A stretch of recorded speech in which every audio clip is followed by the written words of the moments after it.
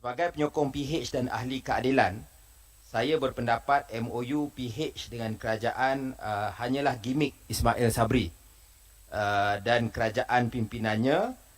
Kalau perlembagaan dan undang-undang pun mereka boleh ketepikan, ini MOU. Jadi saya tak tahu, mungkin Datuk Seri Saifuddin nak menjawab soalan daripada seorang ahli parti kita yang saya percaya daripada negeri Sabah. Baik, terima kasih Saudara Nick. Itu yang tadi Kak Fuzia sebut ya. Reaksi yang berbeza, spektrum sifatnya terhadap MOU yang dimeterai. Ada yang teruja, ada yang pesimis, ada yang skeptikal, ada yang neutral. Ya. Jadi sebagai pimpinan parti yang ikut terlibat membuat keputusan besar ini, saya berlapang dada menerima reaksi yang seumpama ini. Ya, mereka ada asas untuk mengambil pendirian yang sebegitu. Okay. Sudah tentu pandangannya itu berpijak di atas satu-satu insiden atau perkara yang telah berlaku sebelum ini. Macam disebut tadi, kalau perlembagaan je pun boleh mereka langgar. Apa sangatlah MOU. Okay. Saya tak mau mengambil pendirian bahawa pandangan itu salah, pandangan ini benar. Sebab apabila saya ikut terlibat untuk mengetuai pasukan perunding, itu bukan pendirian atau keputusan Saifuddin Nasution itu penting. Tetapi saya membawa bersama satu keputusan jamaah Pakatan Harapan yang sudah pun mengambil kira pro and con, ya, pandangan yang menyokong dan pandangan yang berbeza. Akhirnya satu keputusan politik mesti dibuat, dan keputusan politik itu adalah bersetuju memasuki proses untuk mengadakan satu persefahaman dengan pihak kerajaan.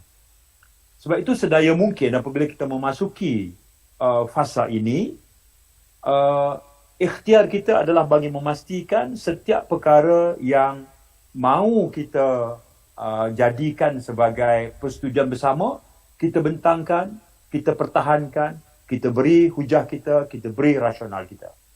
Adakah semuanya diterima? Jawapannya tidak. Tapi adakah kesemuanya tidak kita dapat? Tidak juga. Ya. Apa yang kita dapat? Misalnya, tuntutan kita dengan jelas, 45 bilion untuk Parlimen luluskan bagi tujuan pemulihan COVID. Itu desakan daripada Pakatan Harapan. Contoh, apa lagi yang kita tuntut? Akta Suruhanjaya Perkhidmatan Parlimen. Itu sangat sinonim dengan agenda reform keadilan selama 20 tahun. Okay? Adakah itu dipersetujui? Itu dipersetujui.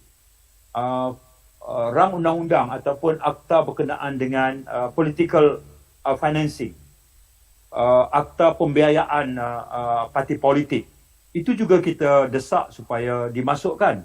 Tapi itu tak diterima oleh kerajaan Ismail Sabri. Jadi kita ada bare minimum, kita ada tuntutan sampai maksimum. Jadi apabila itu telah diterima, pada yang telah diterima, kita masukkan pula komponen memastikan pelaksanaannya mesti berlaku mengikut garis masa. Sebab itu kita wujudkan jawatankuasa pemandu. Itu mekanismenya. Jadi kalau ada di kalangan pendukung kita yang masih mempunyai sikap praktikal, skeptikal, kita harus berlapang dada dan turun untuk memberikan penerangan. Saudara ni, saya terbaca dalam Q&A, Saudara Azril Makderus, dia bertanya, kebanyakan daripada tuntutan reform kita tu diterima oleh kerajaan Ismail Sabri. Kalau nanti dilaksanakan, tidakkah ini lembu punya susu, sapi dapat nama? Saya tak terfikir langsung perkara itu sebenarnya. Sehinggalah bila saya terbaca, ada juga sudut pandang yang begitu. Kita pernah menjadi kerajaan 22 bulan, tapi tak kesampaian untuk pelaksanaannya. Ya. Kemudian apabila kita sekarang menjadi pembangkang, kerajaan ini mempelawa kita, mari kita duduk dan bincangkan. Apa agenda reform yang kamu nak dilaksanakan sekarang? Bukan masa kita jadi kerajaan. Jadi pertanyaan Saudara Azril, bukankah ini keadaan di mana kalau nanti terlaksana, maka yang dapat nama itu adalah kerajaan Ismail Sabri.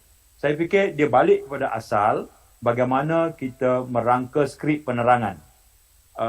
untuk kita sampaikan penerangan ke bawah. Ini yang selalu saya tekankan dalam perbincangan saya dengan Saudara Nik Nazmi. Saya antara yang paling kuat mendesak dan menggasak pimpinan parti untuk ikut turut menulis, menerangkan dan menjelaskan kepada khalayak terutamanya. Supaya kelak nanti kebimbangan yang seperti itu, agenda yang sangat sinonim dengan kita, tiba-tiba dilaksanakan oleh Government of the Day, dan Government of the Day itu adalah Government Ismail Sabri. Jadi tak dapatlah pada kita umpamanya impact positifnya atau mileage-nya. Jadi itu antara perkara yang juga harus kita perhatikan. Terima kasih kepada yang bertanya.